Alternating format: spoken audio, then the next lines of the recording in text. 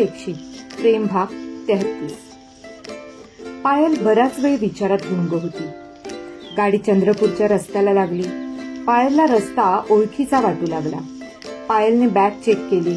बॅगेत 2 ड्रेस, एक पाण्याची बॉटल, थोडे मेकअपचे सामान आणि ट्रिपच्या फोटोंचा अल्बम घेतला होता तिने। सर्व व्यवस्थित असल्याची खात्री करून तिने बॅगेची परत चेन लावली। गाडी चंद्रपूरला आली। अंधार दाटून आला होता।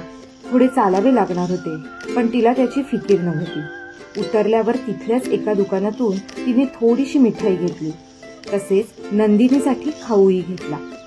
गावातली लोक तिला बऱ्यापैकी ओळखत असणार हे तिला ठाऊक होते आणि झालेही तसेच। उतरल्यानंतर ती वाड्याकडे जाण्यासाठी निघाली।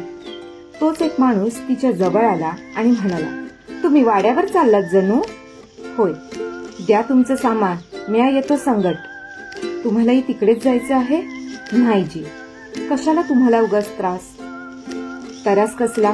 सरकारांची पाहुणं म्हणजे गावची पाहुणं। द्या तुमचं सामान।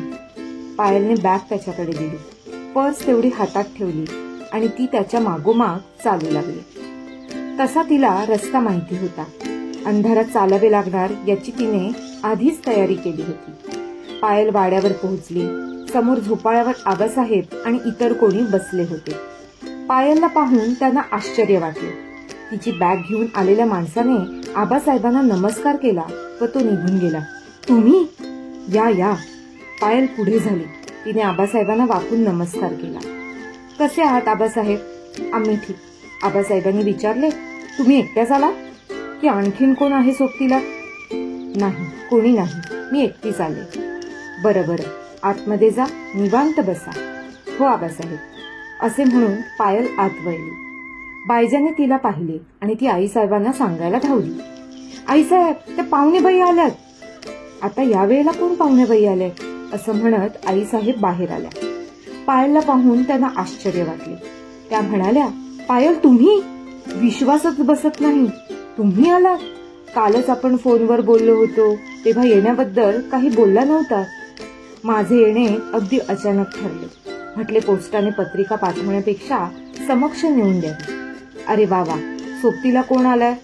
अगदी एकटी आले मी। पायल, आम्ही आलो असतो, तुम्ही उगाचच त्रास घेतला। आईसाहेब, आपल्या माणसांसाठी आपण जे करतो त्यात त्रास कसला? बायजाने पाणी आणून दिले।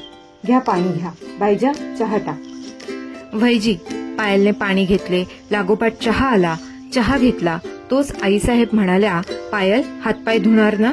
होय, आलेच मी। पायल फ्रेश झाली। घरात सूरज किंवा महेंद्रसिंह कोणीच दिसत नव्हते। पायलने आईसाहेबांना विचारले, आईसाहेब, प्रिन्सेस नंदू कुठे आहे? दिसत नाही। ती तिच्या काकाजी बरोबर बाहेर गेलीये, येईलच इतक्यात। आईसाहेब, ज्या कामासाठी आले ते आधी करते, म्हणत तिने बॅगेतील पत्रिका आणि येताना घेतलेले स्वीट्सचे बॉक्स आईसाहेबांना दिले। नमस्कार केला। आईसाहेबांनी तोंड भरून आशीर्वाद दिला। आईसाहेबांनी सुमती आणि बायजाला स्वयंपाकाच्या काही सूचना दिल्या आणि त्या पायलसोबत बोलायला लागल्या। आईसाहेब, फोटो बघणार? द्या ना बघते। पायलने बॅगेतून फोटोचे अल्बम बाहेर काढले। आईसाहेब फोटो बघू लागल्या। त्यांनी बारकाईने फोटो पाहिले। फोटो आवडल्याचेही सांगितले। पायल, आजपासून 5व्या दिवशी लग्न, तुम्हाला बरे इकडे सोडले? मी हट्टच धरला। मग काय, दिली घरच्यांनी परवानगी? तयारी झाली ना? हो, देवकार्य परवा आहे, म्हणजे सवाष्ण जेवण, केवण, देवाचे नैवेद्य, मुहूर्तमेढ हेच ना? होय, आई असेच काही म्हणाली होती। म्हणजे उद्या लगेच जाणार? जायलाच पाहिजे। तुम्ही आलात, एवढ्या घाईत आलात, खूप आनंद झाला। तुम्हाला भेटून मलाही आनंद झाला आईसाहेब। थोड्या इकडच्या तिकडच्या गप्पा झाल्या। सूरज घरी आला। त्याला बाहेरच आबासाहेबांनी पायल आल्याचे सांगितले होते। तो आत आला। पायलचे हात हातात घेऊन तो आनंदाने ओरडलाच, पायल, चांगले सरप्राईज केलेस। तू अशी येशील ही कल्पनाही मी केली नव्हती। कशी आहेस? एकदम मस्त। तू कसं आहेस? एकदम झकास। सूरज, त्या पत्रिका द्यायला आल्यात। अगं, पोस्टाने पाठवायची, पण मग असा भेटल्याचा आनंद कसा मिळाला असता? तेही खरेच। अरे, फोटोही घेऊन आलीये। होय रे, चल माझ्या खोलीत गप्पा मारू, फोटोही तेथेच बघतो। हो, तुम्ही दोघे निवांत गप्पा मारा, मी जरा स्वयंपाकाचं बघते। एवढं बोलून आईसाहेब किचन मध्ये गेल्या। अरे, प्रिन्सेस नंदू कुठे आहे? बाहेर आहे, येईलच एवढ्यात, थांब बोलावतोच। सूरज नंदूला घेऊन आला। हाय प्रिन्सेस नंदू। अय्या, पायल आंटी तुम्ही? तिला जवळ घेत पायल म्हणाली, या आंटीची आठवण कधी आली की नाही? येते की. तुम्ही दिलेले ते ओठाला लावायचे ते मी एकदा लावले होते तर आत्याबाई मला हसल्या होत्या. का ग? म्हणाल्या असे गिरपिटायचे नसते. बरोबर बोलल्या त्या. व्यवस्थित लावायचे असते. मला नीट नाही लावता येत. मला नाही येत नीट लावता. तू थोडी मोठी झालीस की येईल नीट लावता. खरेच? अगदी खरे. मग मी मोठी कधी होणार? थोड्याच दिवसांनी. थोड्याच दिवसांनी? मग मी छान लावेन आणि मग माझ्या मैत्रिणींना दाखवणार. नक्की दाखव. जा, आईसाहेबांकडून तुझ्यासाठी मी आणलेला खाऊ घे. खाऊचं नाव ऐकून नंदू धावतच आत गेली. चल जाऊया माझ्या खोलीत, सूरज म्हणाला आणि ते दोघे सूरजच्या खोलीत आले. सूरज तिच्याशी काही बोलत होता पण पायलचे लक्ष बाहेर महेंद्रसिंहाच्या येण्याकडे लागले होते. रात्रीचे 9 वाजले. आईसाहेब तेथे आल्या. पायल, चला जेवायला. चल सूरज, जेवूया. पायलने बघितले. तिच्यासाठी पाट मांडला होता. छान रांगोळी काढली होती.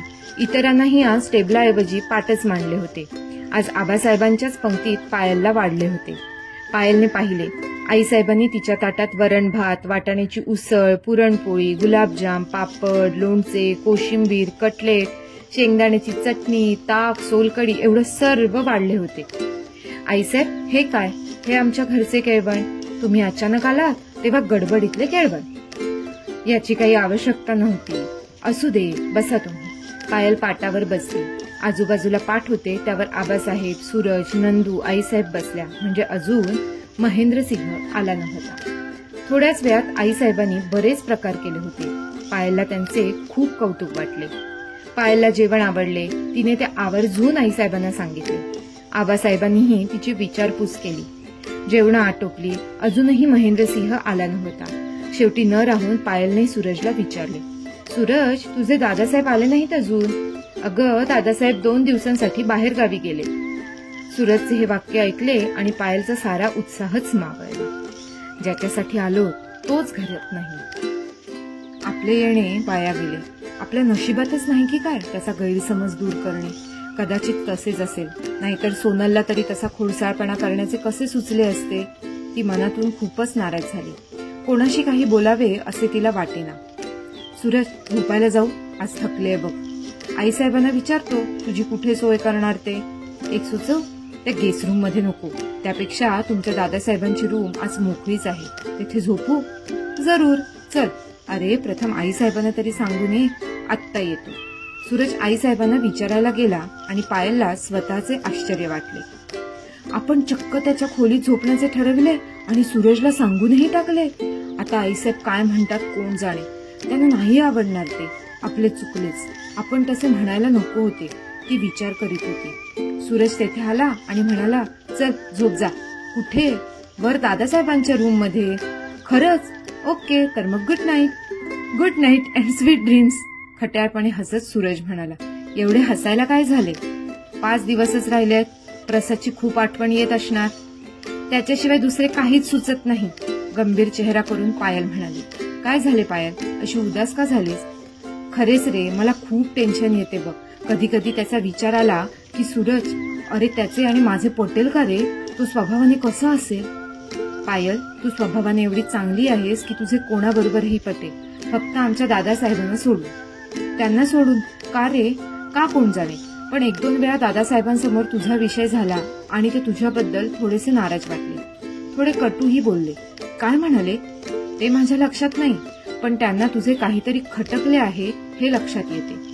भेटले असते तर गैरसमज दूर केला असता. उद्या नाही येऊ शकणार का ते?